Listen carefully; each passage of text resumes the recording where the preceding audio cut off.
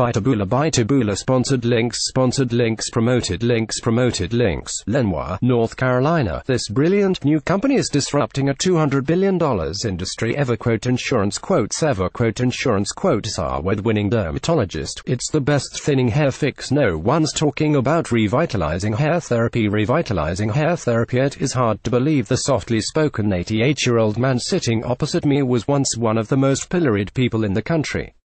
In the 1980s he was called a traitor and a communist, accused of undermining the state and deemed a threat to national security. Advertising invented by Teeds, not that it ever bothered Bruce Kent. He knew his cause, the campaign for nuclear disarmament, was just. And he still believes in it with equal passion today. This Saturday marks the 60th anniversary of the founding of CND.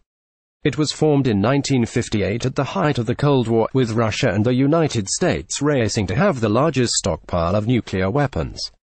In a climate that fueled fears of Armageddon, left-wing intellectuals, church leaders, politicians and journalists gathered in London's Westminster Hall to launch CND.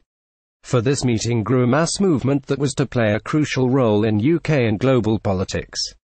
Early supporters included Michael Foot, the actors Peggy Ashcroft and Dame Edith Evans, sculptor Henry Moore, historian A.J.P. Taylor and composer Benjamin Britten. Thousands of young people got their first taste of political activism with the marches at Aldermaston, home to the atomic weapons research establishment in Berkshire. The first march, in Easter 1958, attracted a few thousand people, but by 1961 150,000 joined the 52-mile walk from the base to London. The fears were deemed justified by the Cuban Missile Crisis in 1962, when the world was on the brink of war following Russia's attempt to build a nuclear base on the island. In the late 1960s, support trailed off as people swapped "Ban the Bomb" placards for Vietnam War protests. However, CND's fortunes revived in the 1980s, when Ronald Reagan sparked a new arms race. Margaret Thatcher's agreement to allow the US to site its cruise missiles in the UK led to the establishment of the Greenham Common Women's Peace Camp outside the Berkshire Air Base. The figurehead of the anti-nuclear movement then was mild-mannered priest Bruce Kent. He delights in revealing his first impression of CND was not positive.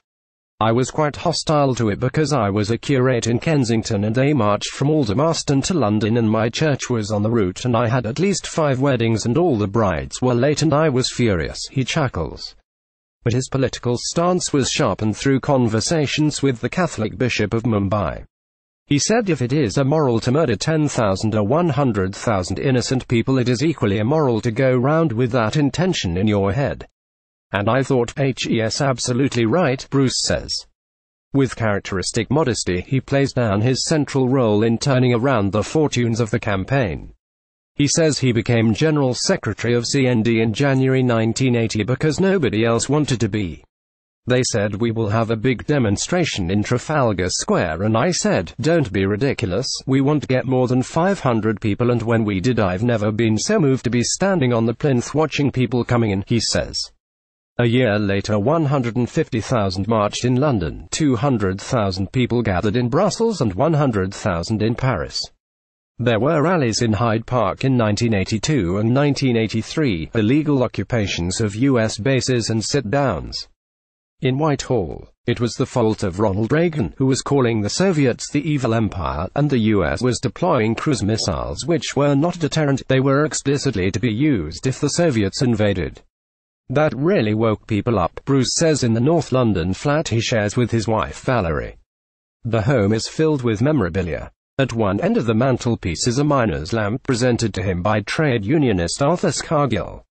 At the other end is a tankard from his tank regiment days. Bruce says his background in the army made it difficult for opponents to portray him as a lefty communist. Though they tried, a man named Julian Lewis, who is high up in the Conservative Party, said CND meant communist, neutralist and defeatist, he says. Bruce left the priesthood after being told he must choose between the church or politics. A priest was meant to be politically neutral and also the church in those days was surrounded by right-wing influence. "We were seen as disloyal and partisan. Now, with the Pope of today, they would not have been incompatible at all. I'm still a Catholic," he says. By the end of the 1980s, CND was again in decline following the détente between Russia and the US. It still boasts 25,000 members, though this is a fraction of the 150,000 it had in the 1980s. Renewing Trident, Britain's nuclear weapons deterrent, still remains party policy for Labour and the Tories. Even Jeremy Corbyn, a lifelong supporter of the movement, has yet to persuade his party to abandon its pro-nuclear stance. I ask Bruce what he thinks CND has achieved. We kept it on the agenda and achieved quite a lot internationally.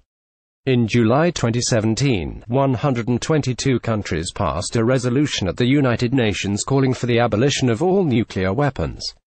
It took 40 years to get votes for women. The ending of slavery took something like 50 years, so the fact that things take a long time doesn't deter me.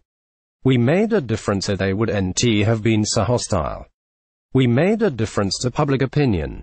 I'm not sorry. We did quite well, he says. Joan Ruddock, the former Labour MP who worked with Bruce as chair of CND in the 1980s, also believes the campaign was successful. We were very effective in creating the situation where the Russians were able to make that first gesture by Mikhail Gorbachev to remove intermediate-range missiles from Europe, she says, and recalls one of Gorbachev's advisors told her, "Your campaign inspired us." Dame Joan, 74, who had her own puppet in the satirical Spitting Image TV show, says her phones were tapped. "I was constantly followed by Special Branch," she says. For his part, Bruce, he has been given fresh hope by Corbyn's leadership. Jeremy Corbyn said he'd never press the button. That's quite a significant thing for a future Prime Minister to say. Bruce still gives talks in schools, but what keeps driving him, partly indignant, the stupidity goes on. How can you use a nuclear weapon without triggering hundreds of other ones and polluting the planet for another 50 to 100 years? It's not a weapon, it's an instrument of omnicide.